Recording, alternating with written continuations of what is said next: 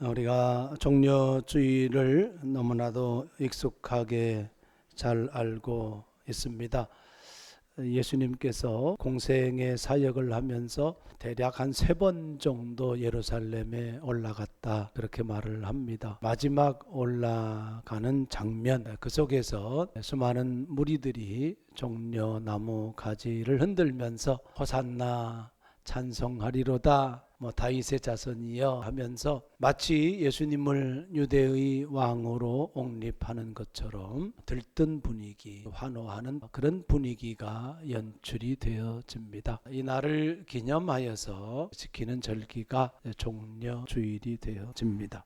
당시 사람들은 정치적인 해방자 왕을 기대를 했습니다. 로마를 힘으로, 권력으로, 군사력으로 무너뜨릴 왕, 그런 왕을 기대했습니다. 오늘 본문에 등장하는 예수님은 그들의 기대와는 전혀 다른 모습으로 나타내지고 있습니다. 군대를 모으고 군림하는 왕의 모습이 아니라 죽음을 향해 나아가는 왕의 모습. 능력은 있지만 스스로 자신을 내어주는 그런 왕의 모습입니다. 자신을 보호하는 왕이 아니라 자기 자신을 희생하는 왕의 모습을 보여주는 말씀이 오늘 말씀입니다. 예수님이 왕의 길을 가는데 참된 길을 간다, 그런 뜻이고, 그 참된 왕의 길을 걸어가셨던 예수님처럼 우리 역시도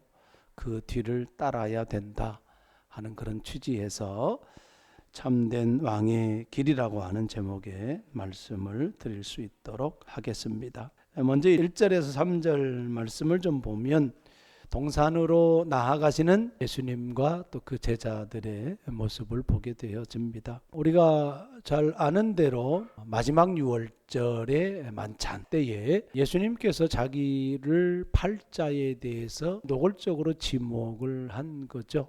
가룟 유다였죠. 지목을 당한 가룟 유다는 그 만찬 석상에 더 이상 머물러 있지 못하고 그 만찬 자리를 떠나고 맙니다. 그런 상황에서 예수님이 제자들과 함께 기드론 시내 건너편으로 나가시니 그곳에 동산이 있는데, 이 동산은 우리가 잘 아는 겟세마네 동산에 제자들과 함께 가시는 거예요. 그래서 들어갔습니다. 2절에 이렇게 이어져요. 그곳은 가끔 예수께서 제자들과 모이는 곳이므로 예수를 파는 유다도 그것을 알더라, 그렇게 말씀을 합니다.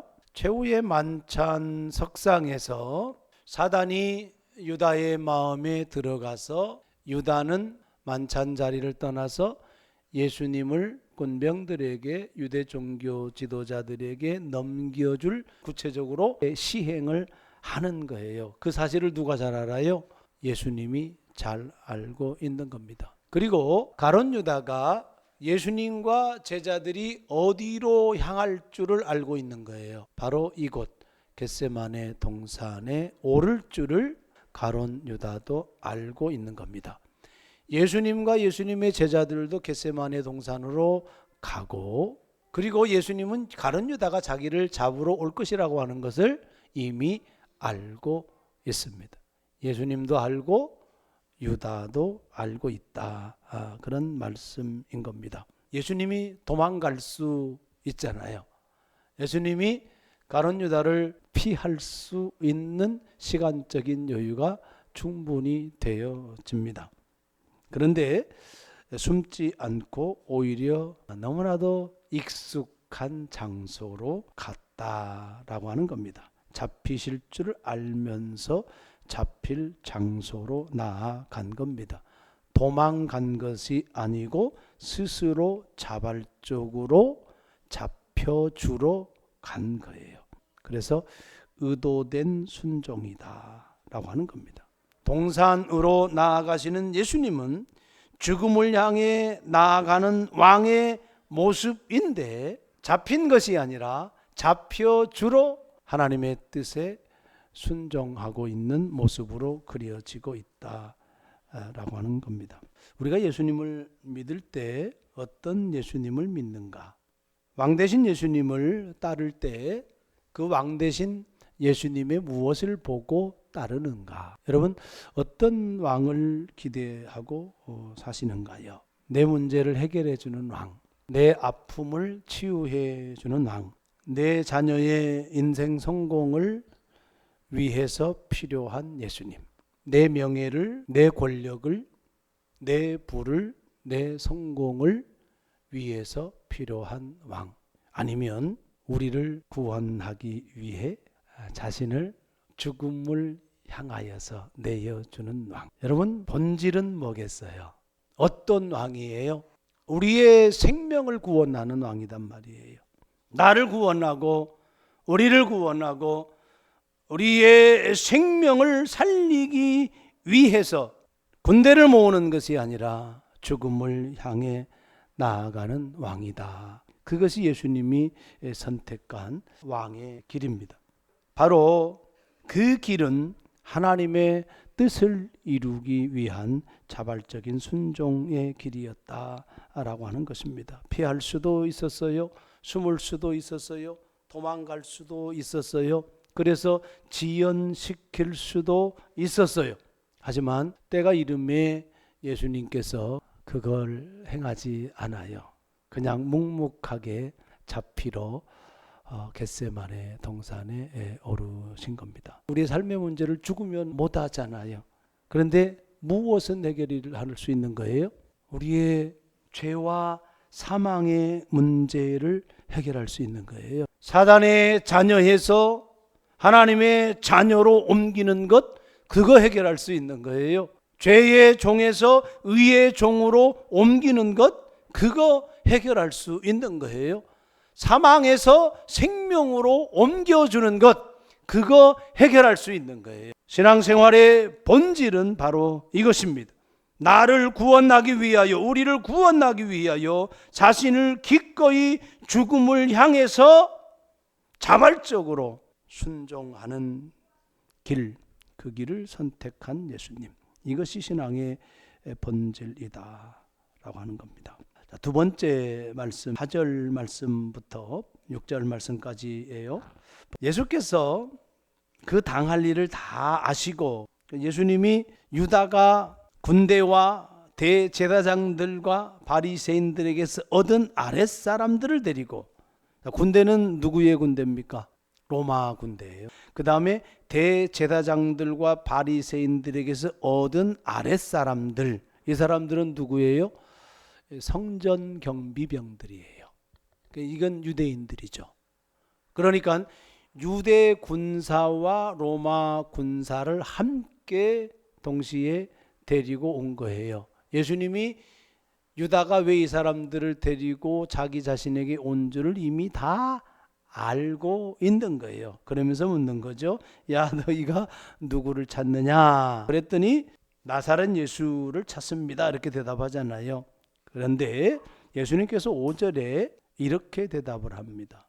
내가 그니라. 이것이 계속해서 3번 반복이 되어져요. 6절에서도 예수께서 그들에게 내가 그니라. 그 다음에 8절에서도 보면 예수께서 대답하시되 너희에게 내가 그니라 하였으니, 이 짧은 문장 속에 내가 그다라고 하는 이 문구가 3번 나와요. 에고 에이미, 나는 뭐뭇이다 라고 했을 때 하나님의 자기 계시라고 했잖아요. 나는 부활이요 생명이다. 나는 선한 목자다. 나는 포도나무요 너희는 가지다. 이러한 나는 뭐뭇이다라고 했을 때 예수님의 자기 계시, 내가 하나님임을 스스로 나타내는 표현이 나는 뭐뭇이다라고 하는 표현이에요. 그런데 이 표현의 맨 먼저 출처는 어디냐면 출애굽기 3장입니다. 하나님께서 호렙산 떨기나무에서 모세를 만나 주실 때, 내가 애굽에 들어가서 백성들이 야, 너 누가 보내서 왔냐? 라고 했을 때 내가 뭐라고 대답합니까? 그때에 하나님께서 모세에게 나는 스스로 있는 자다 라고 이야기해라. 우리가 여호와로 번역됐는데 야훼라고 하는 단어입니다. 그때 나는 뭐뭇이다. 유대인들은 나는 내가 그다라고 하는 말이 하나님이다라고 하는 것을 그냥 상식적으로 알고 있는 거예요. 본문에서 겟세마네 동산에서 잡히시는 예수님이 누구인 것을 드러내주고 있는 거예요. 하나님이다 라고 하는 것을 드러내주고 있는 거예요. 메시아, 그리스도, 하나님의 아들임을 겟세마네 동산 예수님께서 잡히시는 그 순간에 예수님이 스스로 하나님의 아들됨을 나타내 보이고 있다라고 하는 겁니다. 하나님은 엘로힘 이야기를 하는데 일반적인 신을 이야기해요. 그런데 출애굽기에서 여호와 하나님 그러면 유일신을 이야기를 해요. 히브리 민족을 애굽 땅 바로의 종에서 구원한 노예에서 해방시킨 그 신이 여호와 하나님. 나는 나다. 나는 스스로 있는 자다. 내가 그다 라고 하는 거예요. 그 하나님은 자유케 하시는 하나님, 바로를 제압하시는 능력의 하나님, 구원의 하나님, 전능자 하나님, 백성과 함께 하시는 하나님, 백성을 인도하시는 하나님, 그 하나님인 거예요. 그러면 우리가 능력을 따졌을 때 그 능력은 이미 요한복음에서도 많은 부분 보여줬지만 힘이 있는 분이에요? 힘이 없는 분이에요? 힘이 있는 분이죠. 하지만 예수님의 생애를 십자가의 죽음까지 보여지면 예수님이 그 강한 권능, 강한 능력을 사용한 적은 단 한 번도 없어요. 본문에서도 그런 뉘앙스, 그런 느낌을 전혀 찾아볼 수가 없습니다. 오히려 10절, 11절 말씀에 칼을 사용하는 시몬 베드로를 책망을 하고 있는 것을 보게 되어집니다. 능력이 있지만 그 능력을 사용하지 않고 그 능력을 과시하지 않고 오히려 능력을 숨기고 그저 자기 자신을 내어주는 왕이다 라고 하는 겁니다. 서두에 말씀드렸지만 사람들은 능력 있는 왕을 원합니다. 세계 전쟁을 보십시오. 트럼프의 그 능력을, 러시아의 능력을 보십시오. 이스라엘 그 조그만 땅덩어리, 그 유대인들의 능력을 한번 보십시오. 그게 힘이에요. 세상 사람들은 그 능력, 권능, 힘, 군사력 그것을 원해요. 당시의 유대인들은 대부분 그 능력 있는 왕을 원했습니다. 여러분은 어떤 왕을 원하는가요? 트럼프를, 네타냐후를, 푸틴을 원하는가요? 평화라고 하는 것, 사랑이라고 하는 것, 힘으로 되어지지 않는다는 것을 우리가 너무나도 보여주고 있는 것이 지금의 모습인 거잖아요. 미사일을 쏴서 평화가 지켜지나요? 원전시설 공격하면 평화가 지켜지고 호르무즈 해협 봉쇄하면 평화가 지켜집니까? 그렇지는 않잖아요. 거기에는 권력이 들어가고 그렇다고 평화가 찾아옵니까? 그렇지 않지 않습니까? 우리의 작은 삶의 모습 속에서도 마찬가지입니다. 힘으로 제압하려고 하고 힘으로 평화를 이루려고 하면 평화가 오히려 더 어떻게 돼요? 무너지고 깨어져요. 힘을 사용한, 힘으로 제압한 평화는 평화가 아닌 거죠. 무력으로 제압되어진 억압된 평화는 그건 평화가 아닌 겁니다. 내가 그니라 라고 했을 때 우리가 기억해야 될 것이 뭐냐면 하나님은 전능하신 하나님이에요. 권능의 하나님이란 말입니다. 그럼에도 불구하고 최대한 절제하고 절제시킵니다. 내 힘을 절제하는 것, 그것이 참 우리의 인격, 우리의 신앙생활에서 얼마나 큰 덕목이고 가치인지 나이가 들면 들수록 조금씩 좀 깨달아지는 것 같아요. 예수님은 돌이킬 수 없는 상황에 이르지 못하도록 자기가 죽는 거예요. 이게 하나님만이 하실 수 있는 것 같아요. 어떻게 우리가 그걸 할 수 있겠어요? 우리의 연약함, 우리의 자아 부정이 안 되는 상태에서 내가 계속해서 죽는다는 것, 그거 쉽지 않은 거거든요. 어찌 보면 나는 할 수 없습니다, 하나님. 하나님께서 나에게 은혜를 주실 때만 가능한 겁니다. 이 고백이 사실 진실한 고백인 거예요. 여러분, 사람들은 능력을 원해요. 힘을 원해요. 가지는 것을 원해요. 쥐는 것을 원해요. 그런데 그것 때문에 평화가 이루어지진 않아요. 힘을 빼고 내려놔야 되는 거예요. 절제해야 된다, 그 말입니다. 그것이 예수님의 모습이었고, 그 왕의 길을 걸어가신 예수님 뒤따르는 우리가 되어야 되겠다 하는 그런 말씀입니다. 마지막 세 번째 8절 말씀 보세요. 예수께서 대답하시되 너희에게 내가 그니라 하였으니 나를 찾거든 이 사람들이 가는 것은 용납하라. 나는 죽어도 괜찮아. 그런데 이 사람들은 아니거든. 나는 잡혀가도 괜찮아. 그런데 내 제자들은 아니야.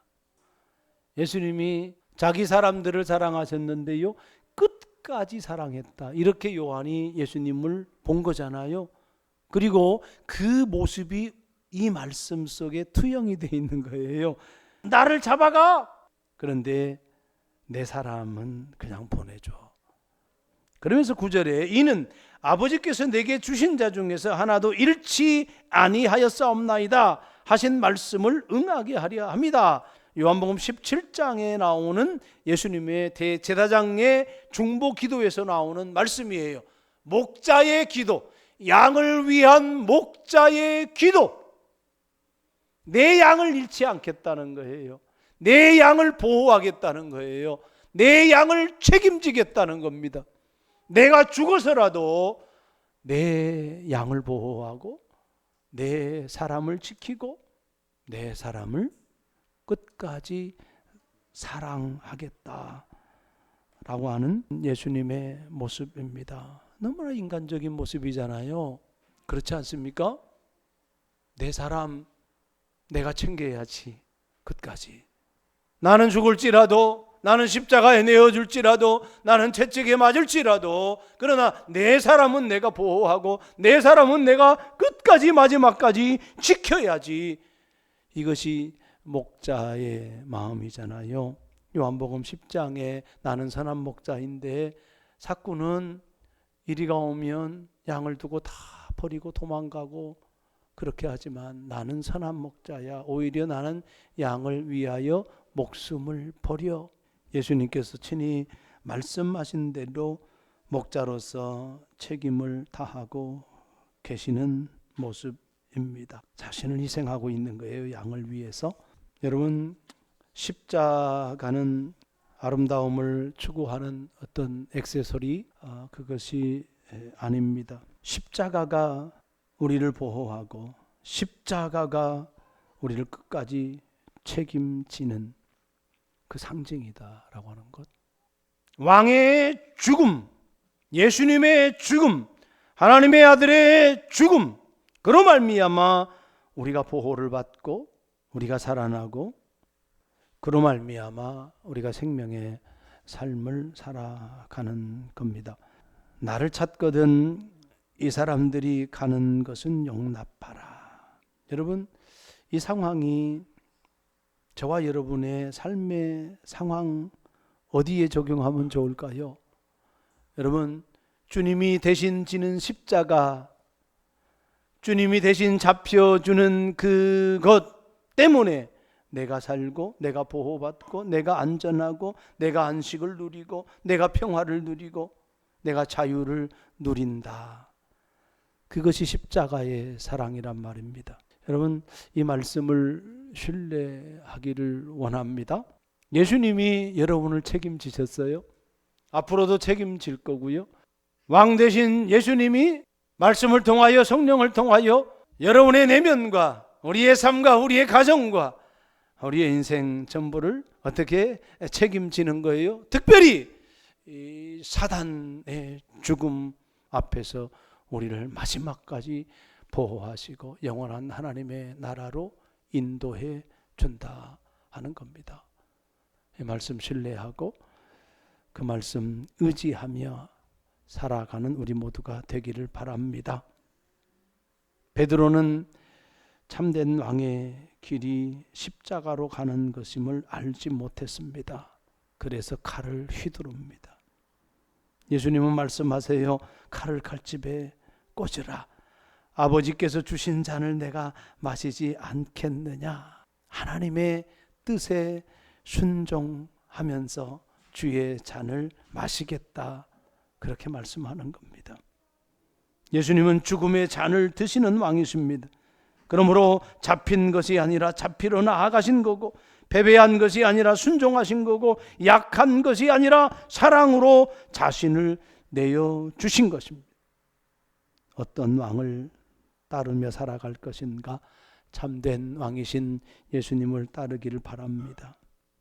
내 문제의 해결자가 아닌 우리의 구원자 되시는 왕, 그 예수님을 따르기를 바라고, 왕 되신 예수님의 권능을 이용하기 위해서 예수님을 따르는 것이 아니라 하나님의 뜻을 분별하고 하나님의 뜻에 순종하기 위해서 예수님을 따르기를 바라고, 무엇보다도 그 왕 되신 예수님의 책임지는 사랑, 그 사랑을 신뢰하고 기꺼이 주님을 의지하며 주님을 따르는 우리 모두가 되어지기를 주의 이름으로 축복합니다.